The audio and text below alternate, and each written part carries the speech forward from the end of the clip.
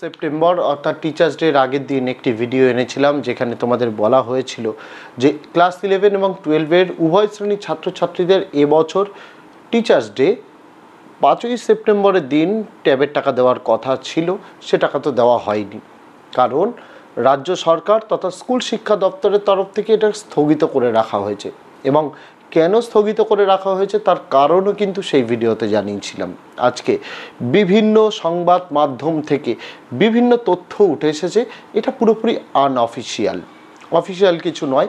Official হলে notice বেরাতো, তবে সেই আনঅফিসিয়াল নিউজটা কি ট্যাবের টাকার ব্যাপারে যেটা তোমরা পাবে এরকমটা দাবি করা হচ্ছে, সেটাই আজ তোমাদের এই ভিডিওর মাধ্যমে জানাবো। ভিডিওটা বেশি বড় করব না, অত্যন্ত ছোট সহকারে বলবো, কিন্তু এর থেকেও গুরুত্বপূর্ণ জিনিস যেটা তোমাদের বলবো, যারা ক্লাস 11-এ পড়ছো, আগামী শুক্রবার অর্থাৎ 13 তারিখ থেকে তোমাদের ফার্স্ট সেমিস্টারের পরীক্ষা শুরু হচ্ছে।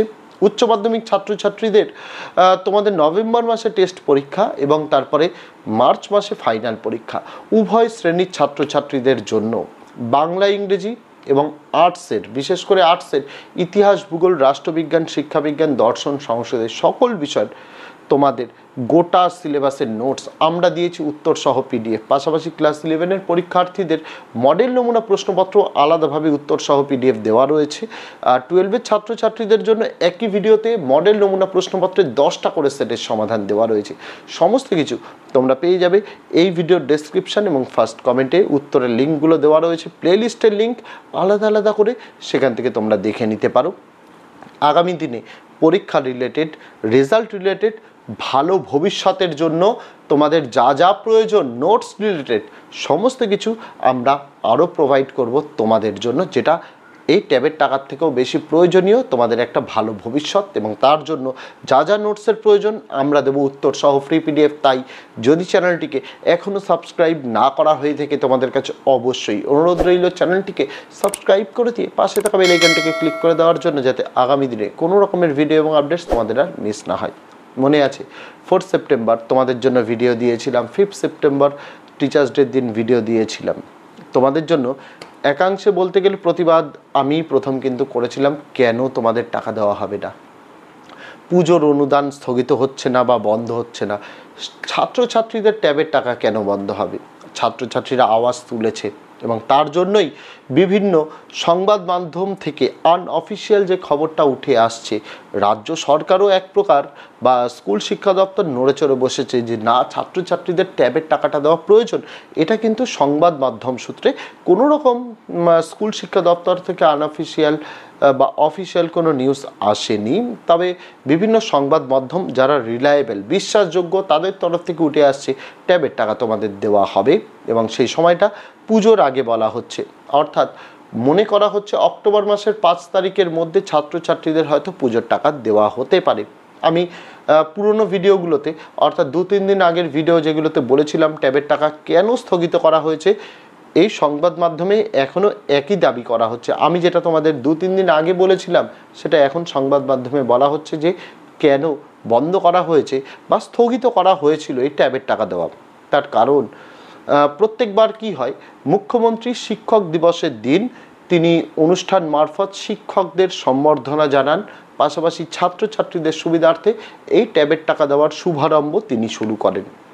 কিন্তু এবছর রাজ্য সরকারের তরফ থেকে কোনো রকম কোনো শিক্ষক দিবসের অনুষ্ঠান পালন করা হয়নি, মুখ্যমন্ত্রীও কোনো রকমভাবে যোগদান করেননি। প্রথমে শোনা যাচ্ছিল যে তিনি হয়তো ভার্চুয়ালি যোগদান করবেন, কিন্তু তিনি ভার্চুয়ালিও যোগদান না করার জন্য স্কুল শিক্ষা দপ্তর কার্যত এই গোটা প্রক্রিয়াটাকে, যেটার জন্য 900 কোটি টাকা বরাদ্দ করা হয়েছিল ক্লাস 11 এবং 12-এর ছাত্রছাত্রীদের জন্য, সেটাকে স্থগিত করে দেওয়া হয়েছে।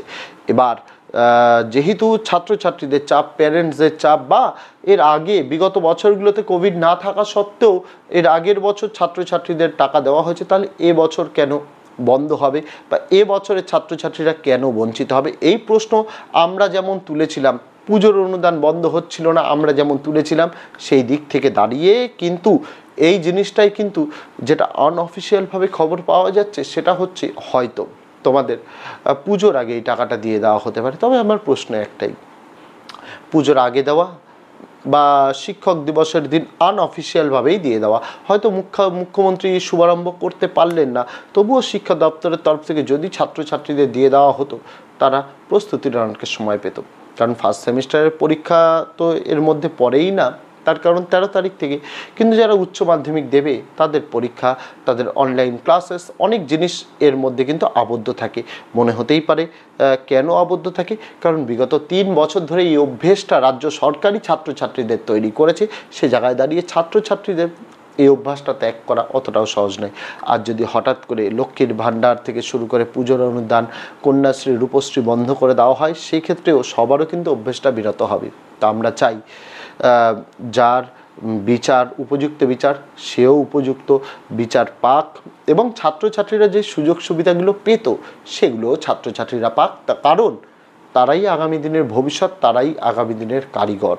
তো তাদের আগামী দিন প্রস্তুত করতে যেটা প্রয়োজন, রাজ্য সরকার যেগুলো দিয়ে থাকে সেগুলো থেকে একদমই তাদের বঞ্চিত করা উচিত নয়।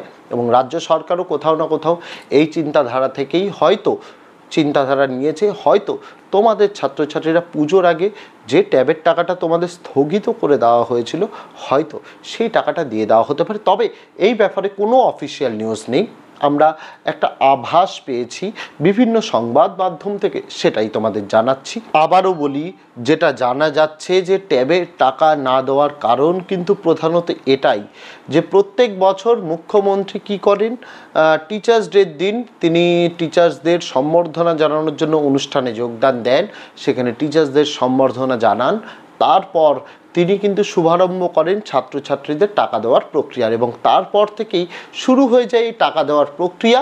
এবং সমস্ত কিছু যেহেতু প্রস্তুত থাকে, ছাত্রছাত্রীরা 1 থেকে 2 ঘন্টার মধ্যে, ম্যাক্সিমাম হলে তার পরের দিনের মধ্যে ছাত্রছাত্রীরা নিজেদের ব্যাংকের অ্যাকাউন্টে টাকা পেয়ে যায়, যদি তাদের কেওয়াইসি ঠিকঠাক থাকে। কিন্তু এবছর যেহেতু রাজ্য সরকারের তরফ থেকে এরকম কোনো রকম শিক্ষক দিবস উদযাপন হয়নি, সেটাই হয়ে গেছে মেন সমস্যা। যেটা জানা যাচ্ছে, যেটা এর আগের দুটো ভিডিওতেও আমি বলেছি, স্থগিত থাকার কারণ, তার জন্যই কিন্তু প্রক্রিয়াটাকে আপাতত পক্ষে স্থগিত করা হয়েছে।